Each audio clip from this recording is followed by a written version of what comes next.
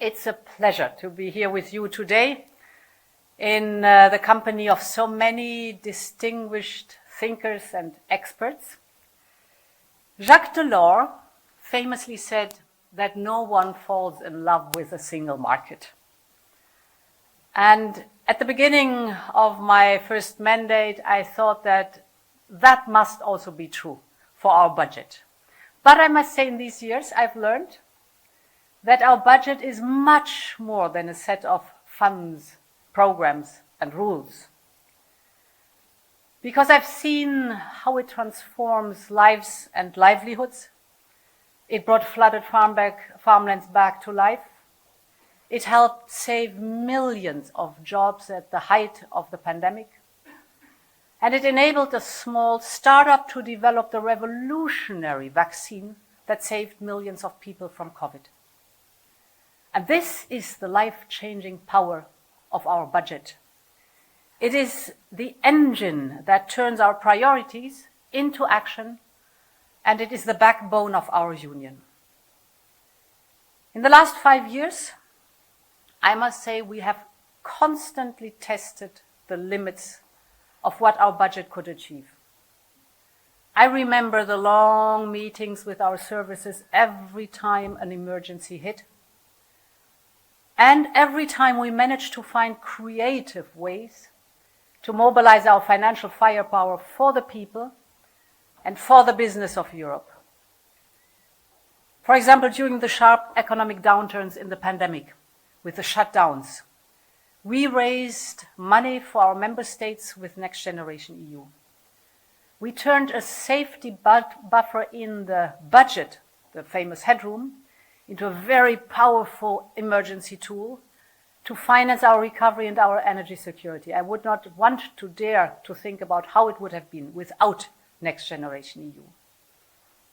We used all the built-in flexibilities to respond to emergencies.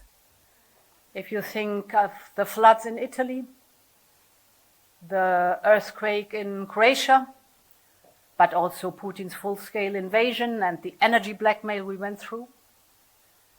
So, over the past 5 years, time and again, our budget has punched above its weight.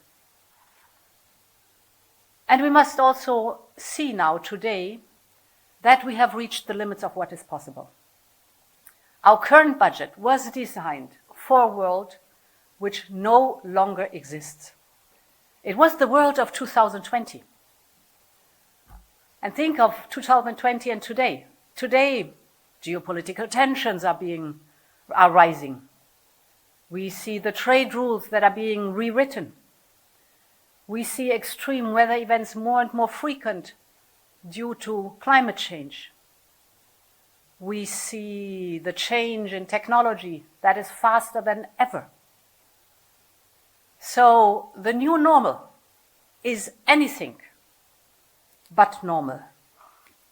And I'd like to set out some of the lessons we've learned from the current budget and the principles that should drive now our new budget. So let's have a look at what we learned and at the principles we want to apply. First, flexibility. Let me start with the need for a more flexible, agile, and responsive MFF. Today, you all know it, 90% of the budget is pre-allocated from the start. In other words, today we are working with a budget designed in the years 2019 and 2020. I started in 2019. Under this budget, we have worked with flexibilities worth less than 4% of the MFF. This is far too small and far too fragmented, because we simply do not know what we will be facing next. For example, think about the new technologies like artificial intelligence. When the current budget was negotiated, I remember, we thought, and this was the norm of the declarations, that artificial intelligence would only approach human reasoning round about 2050. Now, we expect this to happen already next year. So it is simply impossible to determine today where innovation will lead us by the end of the next budgetary cycle. Our budget of tomorrow will need to respond fast. Think about natural disasters like storms, floodings, and heat waves, droughts. No one can predict when or where the next one will hit. The only thing we know is that they will be more frequent due to climate change. So it is our responsibility to prepare better and help those who are affected by them. In one word, the next budget must be less rigid. It must balance long-term investment with the capacity to adapt to new realities in a smooth way. And it must also be able to act like, on the other hand, an emergency strike force when disasters hit. So the next budget must deliver where it matters. It must deliver fast, it must deliver efficiently, and it must deliver with impact. My second point. We need greater coherence in funding our priorities. Today, we dilute our spending power across too many instruments. And we do not coordinate enough between the European level, the national and the regional level, the private sector, the other institutions. We need much greater focus on what matters most. This is actually a key recommendation of the Draghi report. And this is also a key lesson that we learned during the last mandate. Our union is most effective, of course, when we all push in the same direction, all the different levels. With a strong steer, of course, at European level, with simplified access to European fund and coordinated action on the ground. This is, if it functions and if it's delivered like that, the unique added value of a continental budget. We have also learned that local authorities must be deeply involved in designing reforms and investments. Because every territory has its own specific needs. Some need to invest more in education and skills. Others need to invest in the energy grid. Some need to do more to manage their water. Others need to manage their external borders. So every territory has a unique set of circumstances and of course knows best how to address them, what is necessary. So we need to listen to our regions instead of having one single recipe for all, one size for all. For this reason, the new budget will be built on a new structure. It will be centered on national and regional partnerships for investments and reforms. These partnerships will be shaped by European priorities. And let me be very clear. In our next budget, there will be a central place for cohesion policy and for the common agricultural policy. Modernized and better adapted to today's challenges. But one thing is very clear, our regions and our farmers will always be at the heart of our union. This new approach will also help deliver a more effective and efficient budget. Now, how it is today? Today it takes years for our investments really to reach the ground. Years. This means We're not funding the priorities of today, but those of several years ago. In other words, the new budget has to be faster, focusing not just on how much is spent, but what is delivered for our citizens and businesses.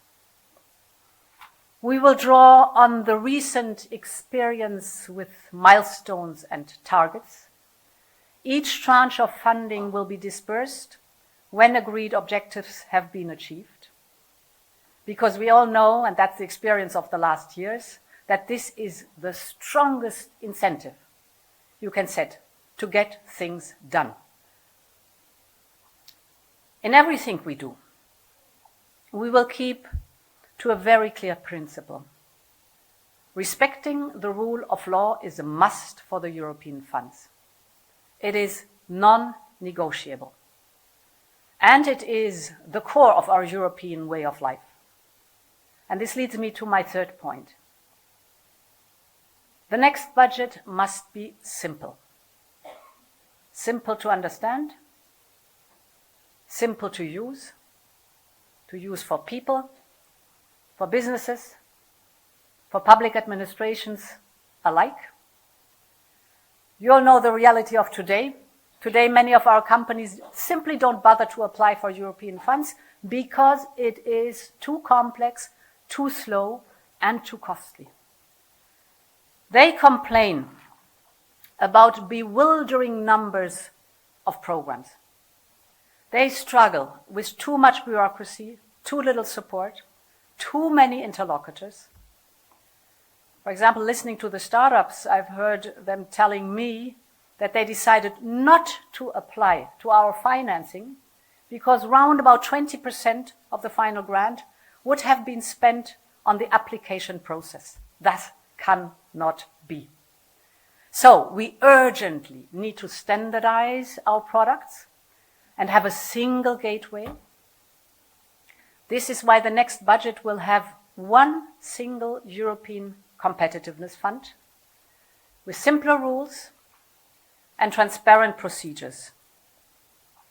It will pull together investment power at the EU level in strategic sectors, from artificial intelligence to space, from clean technologies to biotechnologies, from all the other topics that are so important for our competitiveness for the benefit of the entire single market. So the Competitiveness Fund will be operating under one rule book, offering one single gateway to project promoters, from small, medium, or bigger companies to researchers or university, you name it. It will be offering a whole box of financial tools to catalyze the private investment that we need so much and the public investment. In other words, the Competitiveness Fund will offer support for the whole investment journey of a project. So from the idea, where it starts, to the market, from research to startup, to scale up and global manufacturing. But let me also be very clear. Our framework program, Horizon Europe, will stay as a self-standing program. It is an outstanding brand. It is the most renowned research program worldwide. Of course, it will be tightly connected to our Competitiveness Fund because we all know that we need a seamless flow. We need a seamless flow from fundamental research to applied research to startups and then to have the scale up. Finally, we need new sources of funding. We must finance new priorities and we must start repaying the loans raised for Next Generation EU. It is absolutely clear that national budget alone cannot bear the brunt of it. So we need new own resources. We have already proposed a package that is on the table today. We are also working on additional proposals. Of course, I'm aware it will be a very difficult discussion, as there is no silver bullet for this question. But I must also say the budget equation is daunting. So it is high time that we find a solution. Ladies and gentlemen, throughout our history, our budget has been a true force for good. It has helped unleash an economic miracle in our youngest member states. It has created a new generation of Europeans through the Erasmus project. Unprecedented experiences. Horizon Europe, as I said, has been financing groundbreaking research. Horizon Europe has won, or the Horizon program, has won 33 Nobel Prizes over the last 40 years. We want this success to continue. And for this, our budget must keep pace with a changing world. This is the mission ahead of us. I want to thank all of you for being here and discussing this mission the next 2 days. Thanks a lot. Have a good conference and long live Europe.